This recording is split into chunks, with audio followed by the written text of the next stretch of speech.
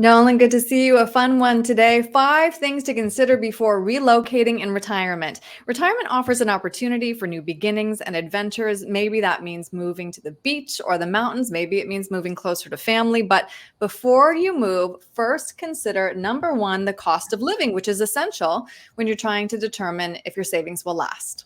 Thanks, Aaron. And relocating in retirement is a huge topic to discuss. A Hmm. lot of people do decide, hey, I'm retired now. It's now time to move to paradise or move wherever I want to. So, depending on what that move looks like, cost of living is a huge consideration. So, digging a little bit more into the cost of living and what it means for you when you're trying to consider, hey, do I stay where I am right now or do I move somewhere else?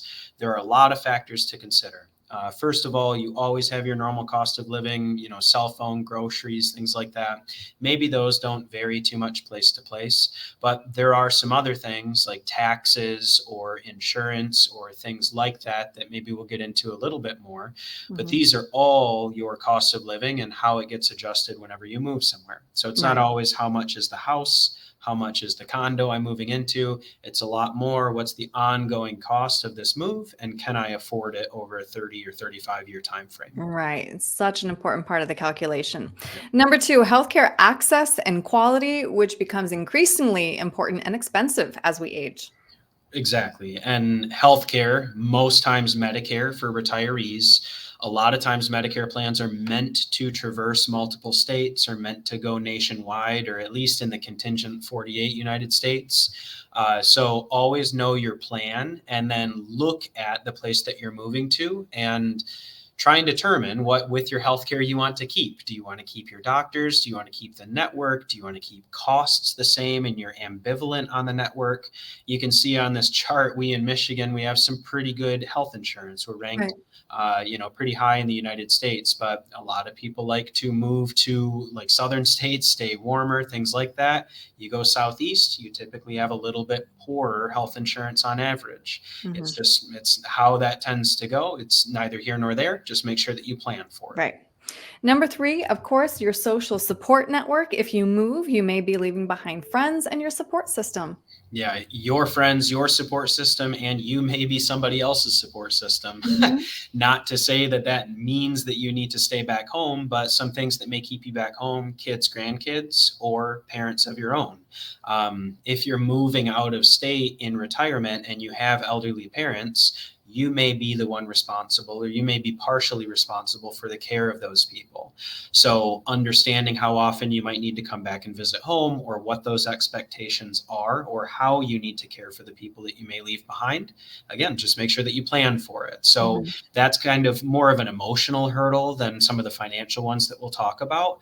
But that social support system and your family and friends are incredibly important to your overall well being. So, Right. making sure Quality that of you stay life. ahead of that. Exactly. All right. You touched on number four already, but it bears its own number here, tax implications.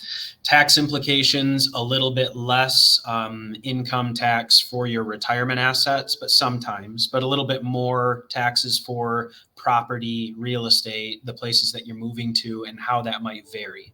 I think everybody's aware that Michigan has a tax on retirement income, like 4.25% right now. Some states have no tax on retirement income, like Florida. I think Nevada might be one of them. Maybe Arizona. I can't be 100% sure, but there are a lot of southern states, Georgia, that do eliminate a lot of those state taxes, and that can be a huge draw for moving south. You take up residency in another state. If retirement income is a huge piece of your income, you can save maybe 4 or 5% a year if you avoid those taxes if you live in Michigan. So tax implications are big. A lot of times you can get a benefit, but you always need to look at the taxes for the places that you're moving to as well and make sure that it's actually a net benefit, that it's not Hmm. more expensive to move there just because the Right. taxes are a little less. Right. Another quality of life point, of course, you need to consider your climate and lifestyle preference. Exactly. And this is more to do with, are you outdoor, indoor? Is it good weather you're seeking? Is it experiences that you're seeking? Do you want to be close to family? What is your lifestyle in retirement going to be? You're trying to plan for 10, 20, 30 years, and your lifestyle may be a travel lifestyle where you spend 4 or 6 months in a southern climate and more than half the year up in Michigan. Plenty of people do that. There are very distinct benefits to doing so. There are also good distinct benefits to having permanent residencies elsewhere. So Mhm. situation's just a little bit different. These are some of the hurdles that maybe you need to address and get over before you can really make your move in retirement and not necessarily sell all your stuff and move to Florida and ride off into the sunset without planning for some of these Yeah, things. right. So many variables to consider. Nolan, if somebody wants to crunch the numbers with you and talk this through, because again, a lot of quality of life points in here too, how can they reach you? So they can call us at 616-301-2581 or go to our website, cornerstone-rp.com, and there's a contact us box at the bottom of the page. Great. Nolan, thank you. Thanks, Aaron.